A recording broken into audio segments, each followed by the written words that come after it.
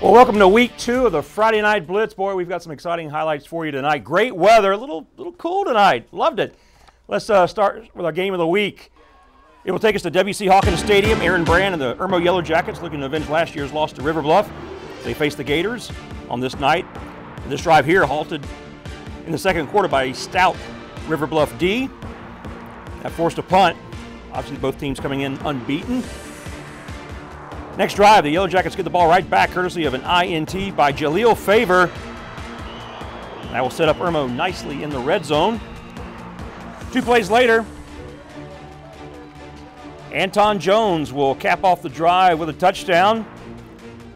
Yellow Jackets leading 28-0 at the break. Second half, 4th down. Just give it to the big fella, Jaden Allen Hendricks. This time last year, he was doing this for Gilbert. Lowers his shoulder. You know somebody's going to get hurt on one of those plays. Usually it's the guy delivering the blow who is the hittee. 3 plays later, A.J. Brand lofts it to a wide-open Caleb Alexander. He takes the blow, gets it in for 6. And Irma with a statement on this night, defeating River Bluff 42-0, first loss for the Gators. Well, Dutch Fork looking to avoid an 0-3 start for the first time under head coach Tom Knotts. Unheard of in that era, obviously. They've had some injuries. It's affected their chemistry and all, but hosting a tough school from the Charlotte area, Huff High School. Things start off rocky for the Foxes. Ethan Offing's pass picked off by Samari Matthews. That led to a Huskies field goal. The next drive on 3rd down, Offing will complete it to Trent Lodge. And the senior knows what to do. Get upfield fast. And he's in the end zone. Dutch Fork up 7-3. Next possession, Offing finds Boone Miller.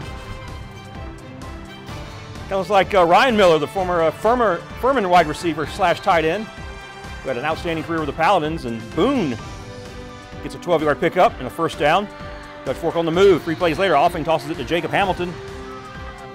And he scores. Dutch Fork up 14-3, but they were outscored 17-7 by the Huskies over the final 3 quarters, and they dropped another one 20-17 in the final. So Dutch Fork is now 0-3 for the first time under head coach Tom Knotts, who obviously is watching game film right now. And again, he'll get it corrected. It's just a matter of when, but obviously some growing pains, if you will, over there at Dutch Fork.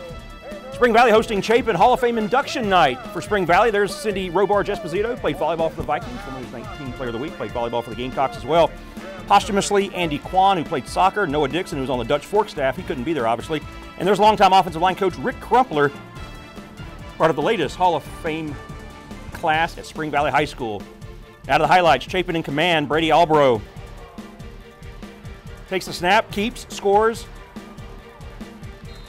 And the Eagles, who obviously have been still grieving over there in that community, but they take a 28-0 lead, and they've really played some inspired football these last 2 weeks. Chase Klein closes out the first half with a field goal, 31-0 at that point, and Chapin defeats Spring Valley on the road, 38-7, the final. Battle of Exit 24 off I-77, Westwood hosting Blythewood. Blackout game for the Red Hawks and their fans. They're ready. Early in the first, Blythewood with the ball. Quarterback Harrison Collins drops back, breaks a tackle, flings it to the end zone. This pass is picked off by Westwood's Dominic Young. Now Westwood with the ball on the 3-yard line, but that could be trouble if Blythewood stops it, and they do, and he's trying to get out of the end zone to avoid the safety, but he can't. The Bengals converge. That's 2 points for Blythewood. After a muff punt by Blythewood, Redhawks with the ball on the 4-yard line. Antoine Nelson punches it in for the Redhawks, but Blythewood takes it 30-20, the final over Westwood.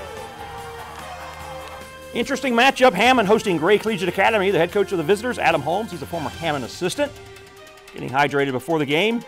First quarter, War Eagle quarterback Tyler Waller airs it out to Jamarius Lockett, who leaps over the defender for the touchdown. 7-0 Gray Collegiate Academy. Of course, this is the battle between 2 teams who regularly compete for state championships in their respective classifications. Later in the first, Hammond quarterback Robert Malinek throws it.